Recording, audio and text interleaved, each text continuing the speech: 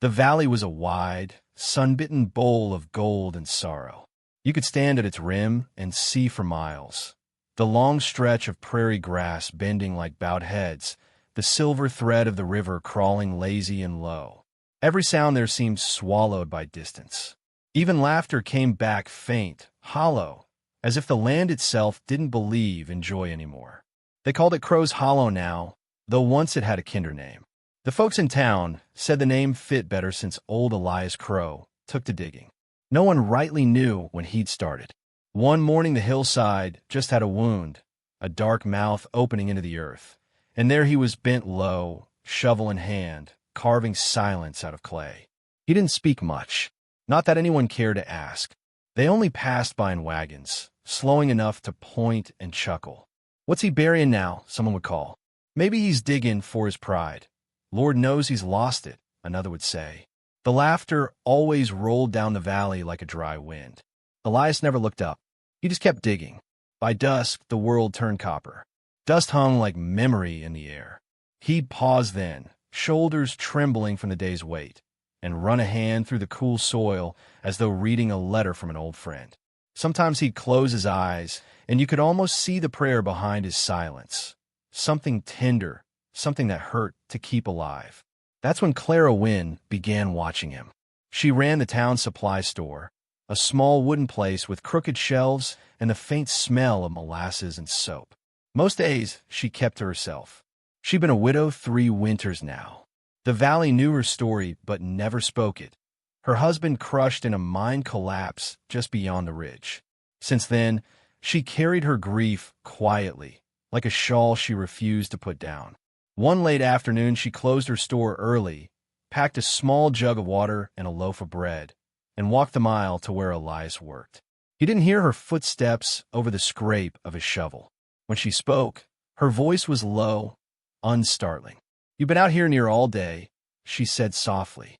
"The sun's gone mean." He stopped, straightened, wiped his brow.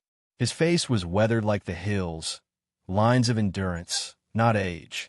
"I've water," he murmured, though his canteen hung empty by his side. Claire smiled faintly. "So does the river, yet even she takes what the clouds give." For a heartbeat, neither spoke. The wind whistled soft through dry weeds. Then he took the jug, drank, and handed it back with a small nod. "Thank you, Mrs. Wynne." "Clara," she said. Mrs. Wynne sounded like a ghost. He looked at her then, really looked, not with hunger or pity, but recognition. 2 souls stitched from the same quiet cloth. When she turned to leave, she said, almost to the air, "The earth must be listening close for you to speak with her so long." He said nothing, but something in his expression softened. The first time anyone in town had seen warmth on his face in years. That night, as the sky deepened to indigo, the town saloon filled with noise. Laughter spilled like cheap whiskey. Men leaned on bar counters, telling stories of Crow's madness. "Digging a grave for his wits," said Silas Boone, the loudest of them all. Boone owned most of the valley's cattle and half its arrogance. He liked being heard more than being right. Old widow Finch, who sat by the stove knitting, didn't look up from her needles. She just muttered, "The earth keeps secrets the sky will never understand." Boone snorted. "And what's that supposed to mean?" Widow Finch's eyes glimmered like dying embers. "Means maybe the man's building something you're too proud to see." The room fell quiet for a breath before laughter broke again, but not as loud this time. Her words hung there, stubborn as smoke. For weeks, Elias dug. Morning till night, shoveled to soil, sweat to dust. He lined the walls of his hole with timber, carved vents into the hillside, marked the ground with care as if following a map only he could read. The town's children would sneak up, peeking over the ridge. They whispered that he was building a home for ghosts, that his dead wife's spirit whispered in the wind. And maybe, in some soft corner of truth, they weren't entirely wrong. Elias had lost Mary one winter night when the wind howled through the cracks of their old barn. He tried to save the livestock first. She'd gone in after him. The fire caught quick, fed by dry hay and hope. By morning, there was nothing but ash and silence. Since then, he'd lived alone, tending a patch of hard ground, eating little, speaking less. The valley forgot him. But the earth, The earth remembered. Autumn came early that year. The leaves on the sparse trees browned too soon, curling like tired hands. The air turned brittle, and every sunset seemed to carry a warning. Clara kept watching the hill. Each time she saw Elias still there, she felt something stir. Not romance, not yet, but recognition. A quiet kinship in their shared stubbornness to keep living when everything else had given up. One evening, she brought him a lantern. For the dark, she said simply. He nodded. The dark's good company.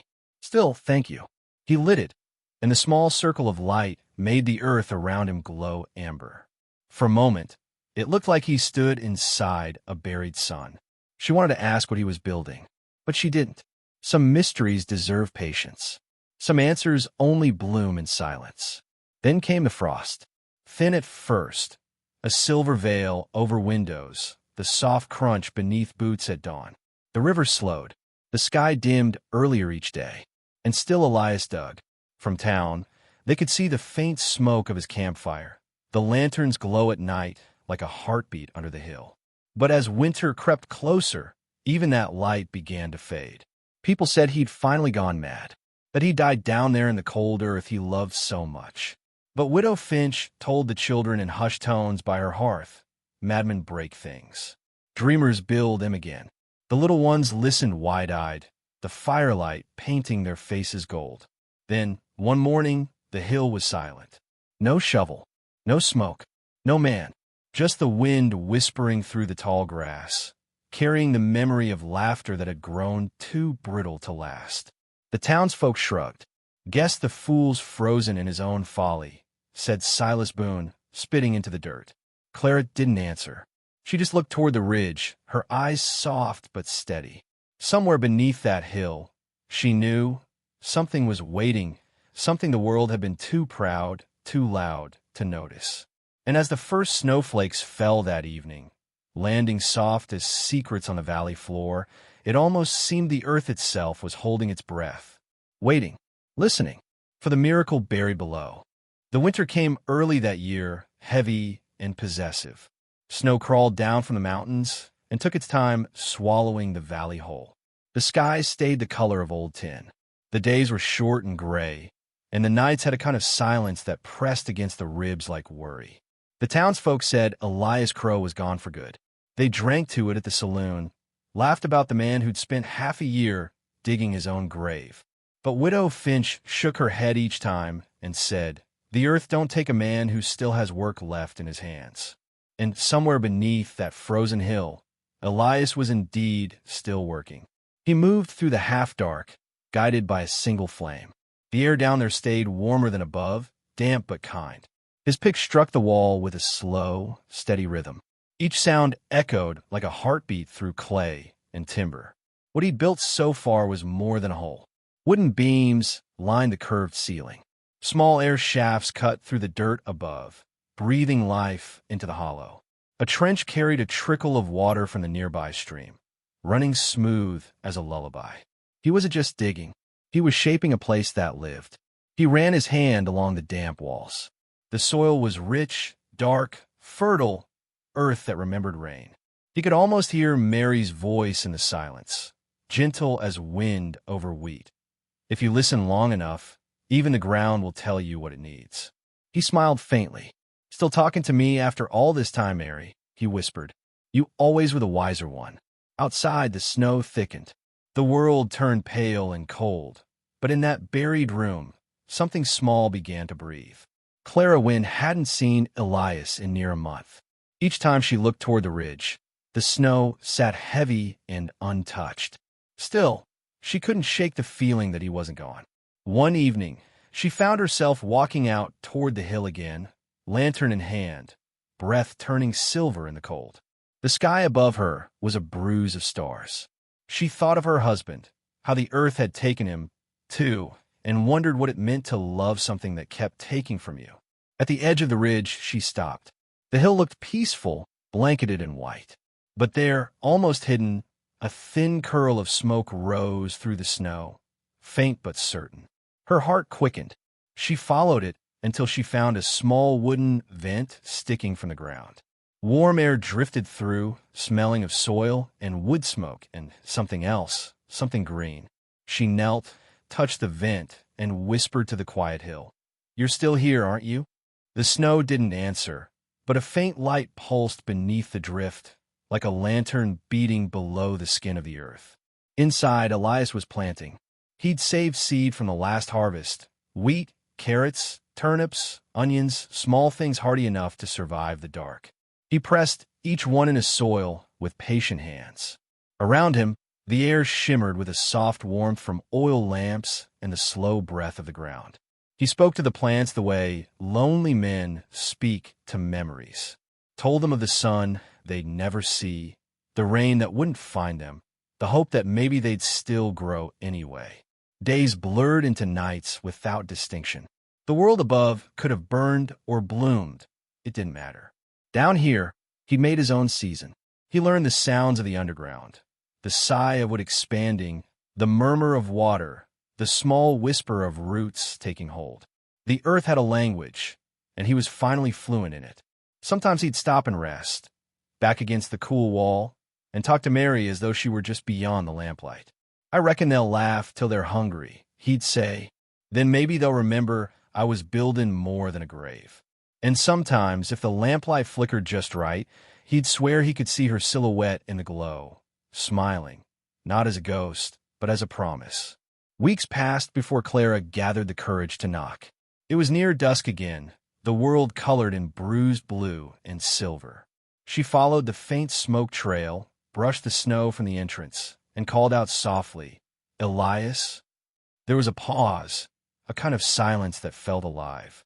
Then footsteps, slow and sure, from deep within. The door creaked open, and warm air rolled out like a sigh. He stood there, lantern in hand, eyes hollow but alive. The light carved his face into gentleness. "I thought you were gone," she said. He smiled faintly. "I was. Now I'm just deeper." She laughed once quietly. "You always did have a strange way of saying things. Come in, if you don't mind the dark." She hesitated, then stepped inside. Her boots sank slightly into the cool soil. The air was thick with the scent of clay, roots, and something fresh she couldn't name. Then she saw it, rows of seedlings pushing up through the dirt, tiny green lives glowing under the lamplight. Carrots, wheatgrass, small stalks of beans, all growing steady and strong in the middle of winter. Her breath caught. "Good Lord, you're growing a garden down here." "An underground barn," he said softly. "One that don't burn. One the frost can't touch." She walked among the rows, hand brushing a leaf. "You did all this alone?"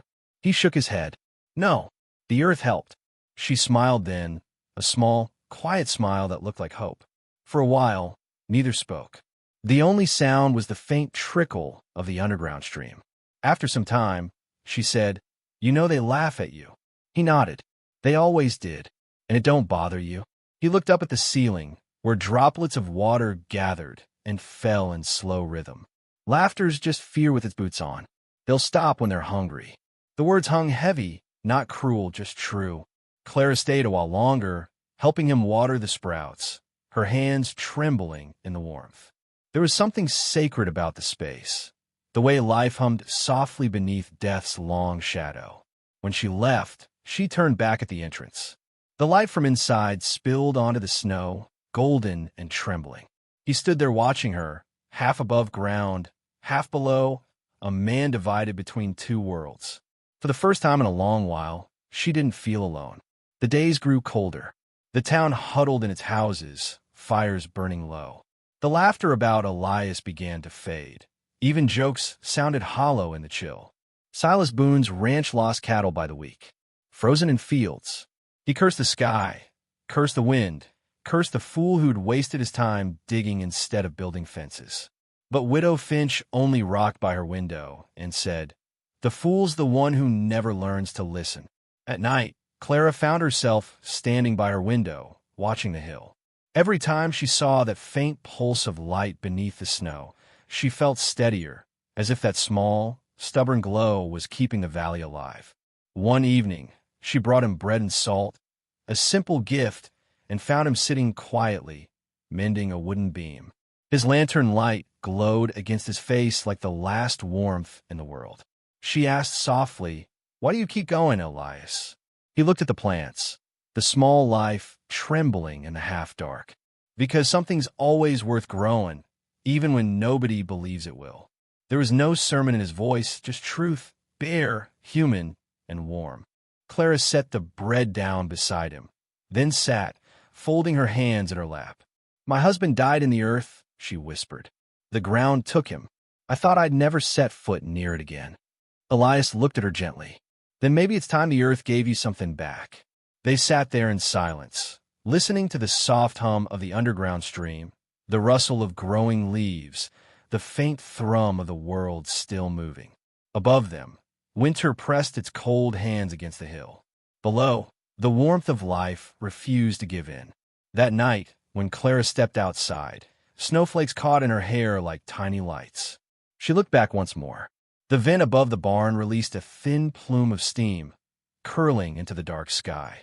It looked from a distance like the earth itself was exhaling, warm, alive, dreaming beneath the frost.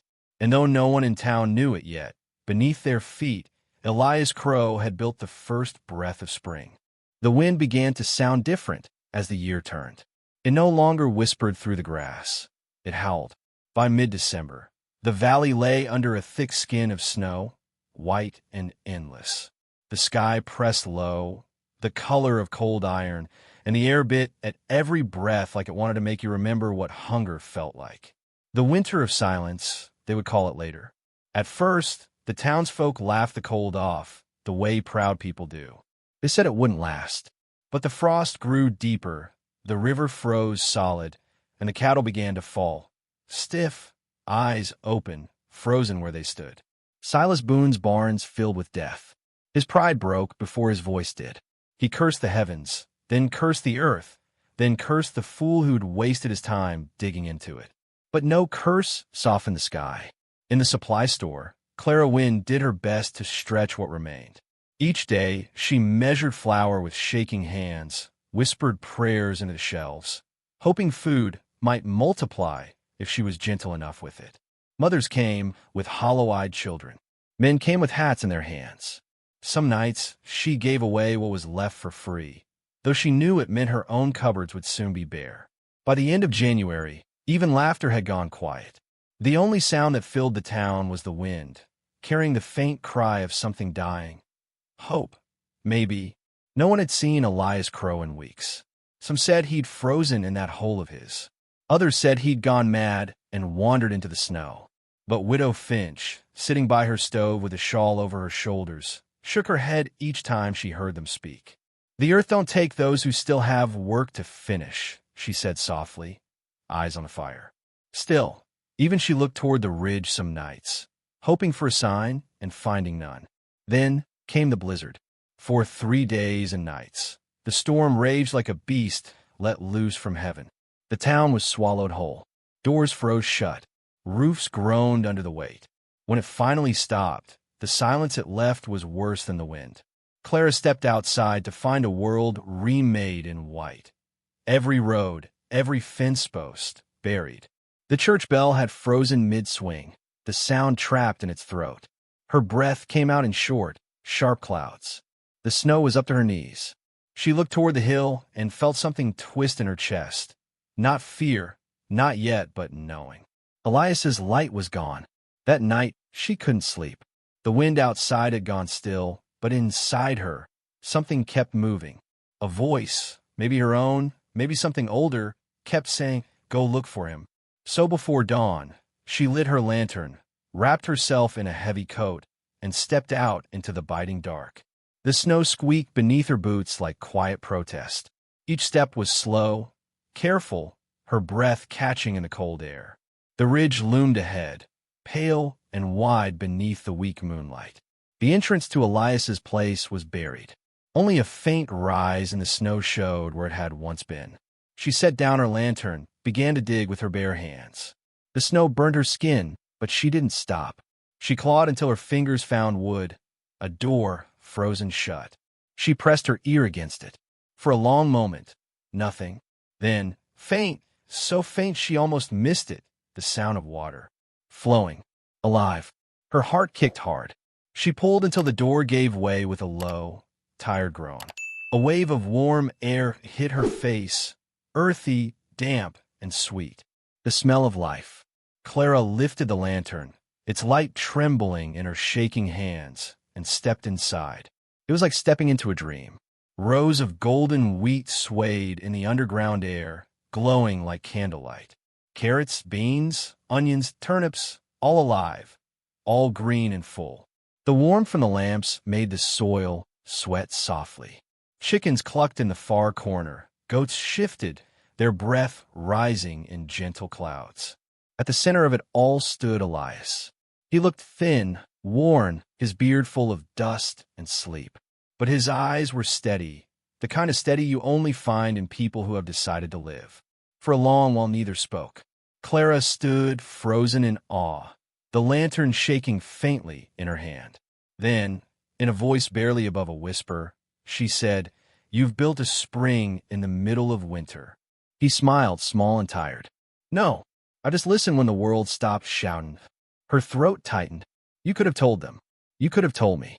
He shook his head gently. Telling ain't believing. They had a laugh first. Sometimes laughter's the soil truth grows in. She walked toward him, eyes wide, heart pounding at the miracle around her. "Elias, this could save them. All of them." His gaze softened. "That's why I built it." For a moment, the only sound was the quiet hum of life, the whisper of water, the low murmur of animals, the faint creak of wooden beams. It felt like standing in the heart of the earth itself. Clara reached out, touched a leaf trembling under the lamp. It was warm against her fingertips. "It's beautiful," she said. Elias's voice came low. It's survival wearing beauty's face. She turned to him. "Then let's feed the valley." By sunrise, she'd gone back to town, frost clinging to her hair, eyes wild with something that looked a lot like faith. She burst into the saloon, where half the town huddled around the dying fire. "He's alive," she said, breathless. "He's alive, and there's food, wheat, vegetables, everything. He's built it all underground." For a moment, no one spoke. Then came the murmurs. Then laughter, uneasy this time, unsure. Silas Boone stood, eyes narrow. "You're saying that fool's hole's full of crops?" "I'm saying it's full of life," she said. Boone frowned, then grabbed his coat. "Show me." And so, before noon, half the town followed her up the ridge. The snow crunched beneath their boots. The cold gnawed at their pride. When she opened the door and that warm breath rolled out, the silence that followed was pure and heavy. They stepped inside one by one. Some gasped. Some fell to their knees. The children reached out to touch the wheat, laughing for the first time in months. Boone stood still, staring, his face pale in the golden light. His lips trembled, but no sound came.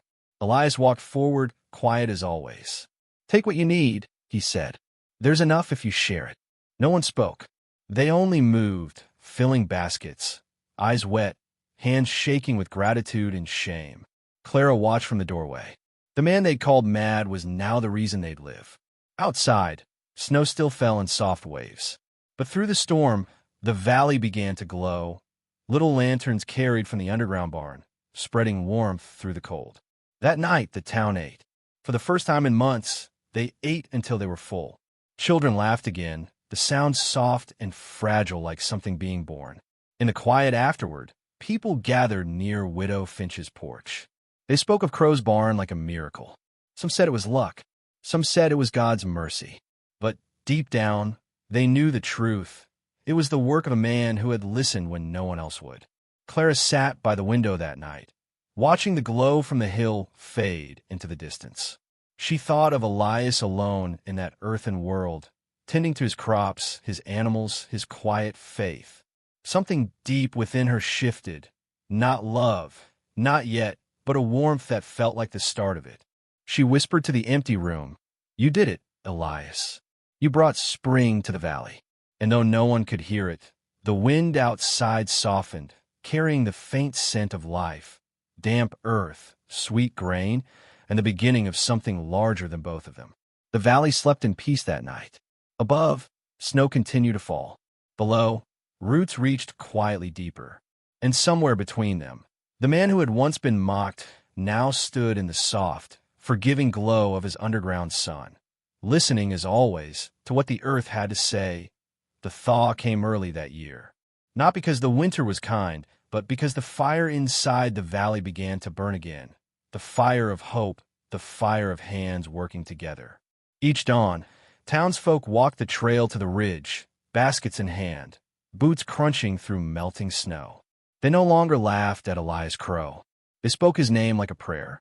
Children carried bundles of carrots. Women washed turnips in the stream that was beginning to sing again beneath the ice. Men stacked hay with care, patching barns, mending fences. Life, long starved, was crawling back into the light. And every evening, Clara would walk to the underground barn, bringing her lantern and a little basket of bread she baked herself. Always warm, always left on the wooden table near the entrance. Sometimes she'd find him there, bent over a row of sprouts, his hands covered in soil, humming under his breath. He never said much. He didn't have to. The quiet between them was soft, like a prayer left unfinished because both already knew the ending. But as spring approached, the earth began to tremble. It started small, a low groan deep beneath the ground, like a sigh from something ancient and tired. Elias felt it first. The lamps flickered. The chickens fluttered in their cages. The goats pressed close to the walls. He stood still, feeling the ground pulse under his boots. Then it stopped, but it left behind a whisper in his bones, the kind of whisper that tells you something is coming. He went to town the next morning. His face was pale, his eyes shadowed by sleeplessness. "The tunnels," he said softly, "they're shifting. The frost is melting too fast. If we don't brace the beams, the whole thing might fall." Silas Boone frowned, shame still lingering behind his pride. "You want help?" Elias nodded. "Just hands and time." Boone hesitated, then looked around the saloon. "You heard him, boys. Let's give a man what he needs." By dusk, 20 men stood on the ridge, tools in hand. The sound of hammers filled the valley. It echoed off the hills, bright and steady. For once, everyone moved like one body, saving not just the barn, but what it had come to mean. Clara worked beside them, sleeves rolled, hair loose around her face, her palms blistered from holding beams steady. Elias moved through the crowd, quietly, showing where to brace, where to dig. The work lasted deep into the night. Lanterns hung like golden stars along the ridge, their lights spilling onto the snow. When the last beam was placed, the men cheered softly, not loud, not wild, but proud, the way people cheer when they know they've saved something worth keeping. Elias smiled faintly, exhaustion heavy in his eyes. "It'll hold," he murmured. But the ground, somewhere far below, was still breathing differently. The next afternoon, the thaw broke loose. It started with a sound, a low rumble rolling through the valley like thunder that had lost its way. Then came the crack of ice splitting, the roar of water finding freedom. The river burst its banks, rushing down the slopes, tearing at the snow and soil. The valley floor flooded within hours. From her window, Clara saw it first, the brown surge swallowing fences, washing over the fields. She ran toward the ridge, the cold water splashing against her boots. People shouted, horses screamed. The air filled with the chaos of nature reclaiming what had been borrowed too long. When she reached the entrance to the underground barn, the door was half submerged, water seeping through the edges. "Elias," she cried, her voice breaking. No answer. She pushed the door open. A wave of warm air and damp earth rushed out. Inside, the lamps flickered wildly. The floor was slick with mud. Elias was there, waist deep in water, hauling the goats toward the stairs. "Go back," he shouted. "The walls are weak. I'm not leaving you." He looked up, and for a moment the world paused. The storm outside raged, but in that small, dim room, there was only the sound of their breath. "You've done enough, Clara," he said softly. "Go." She shook her head, eyes wet. "Not without you." Another crack split the ceiling. Soil rained down. The lamps swayed. The underground world trembled like a heart on the verge of breaking. Elias pushed the last goat toward the steps, then turned back. There's one door left to open, the drain tunnel. It'll save the crops if I can clear it. Then we do it together. He wanted to argue, but there was no time. So they ran, through the water, through the noise, to the far end of the barn where a narrow tunnel lay, half blocked by mud. He plunged his hands into the muck, pulling rocks free, grunting with effort. Clara joined him, digging with her bare hands, nails breaking, fingers numb. Water rose to their chests. The lamps dimmed. "Elias," she gasped. "It's not working." He pressed harder, shouting over the roar. "Keep going. Just a little more." Then, with a sudden rush, the blockage gave way. A torrent of water tore through the tunnel, dragging debris out with it.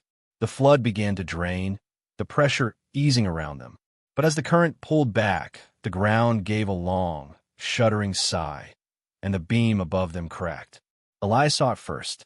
He turned, eyes wide, and in one motion pushed Clara aside.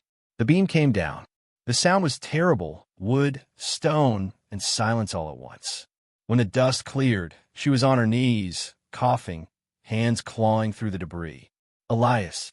From beneath the rubble came a faint voice, hoarse but alive. "Clara, go." "No, I won't leave you." She dug with trembling hands, pulling at wood and dirt, her tears mixing with mud. Finally, she saw him, half buried, his face pale but calm. "Listen," he whispered. "The crops, they'll live now. The town will live." She shook her head, sobbing. "You can't leave me here." He smiled weakly. "I ain't leaving. I'll just be part of the earth again. Maybe next spring you'll hear me in the roots." "Elias." "Don't cry, Clara. The valley don't need a grave. It needs a story." The light in his eyes flickered, then softened. And just like that, the earth took back its son. By dawn, the flood had receded. The underground barn still stood, damaged but alive. Crops bent, not broken. The water had spared them, just as Elias had said. The townsfolk came with tools, tears, and silence. They found Clara sitting by the door, hands muddy, hair tangled, eyes far away. She didn't speak for a long while. Then she looked up, voice trembling. "He saved us." They built a marker on the ridge, not a grave, but a circle of stones. In the middle, Clara placed a single lantern, its flames steady against the morning wind. From that day, they called the place Crow's Hollow. And every spring, when the snow began to melt, they said the ground there hummed a low, peaceful tune, like the earth remembering its son. The valley grew richer with each year. The underground barn became the heart of their harvest, a living monument. And Clara, she stayed. She kept the lamps lit, the crops tended, and the story alive. When travelers asked about the strange farm beneath the hill, she'd smile softly and say, "It's not strange at all. It's just love that decided to dig deep instead of running away." And on cold nights, when the wind came down the valley, she swore she could still hear his voice in it, calm, kind, steady. A voice that once said, "Sometimes laughter's the soil truth grows in." Years later, when the valley children asked why people still left bread by the old ridge, Clara would take them by the hand and walk them there. She'd light the lantern and say quietly, "This is where the man who fed us all sleeps. Not in the earth, but beneath it, where roots and hearts belong." And as the light danced across their faces, she'd whisper to the darkening hills, "Thank you, Elias. You gave us spring." So if you ever find yourself wandering through a quiet valley after a long winter, and you feel the wind hum low beneath your feet, stop for a moment. Listen, because somewhere under that soft soil might be someone's dream still working, quietly, stubbornly, beautifully. And if you laughed at it once, that's all right. Sometimes laughter is the first seed of belief. If this tale warmed your heart tonight, like a fire on a cold western plain, leave a sign. Like, share, and tell us where in this wide world you're listening from. Because every valley has its own Elias Crow waiting to be believed in.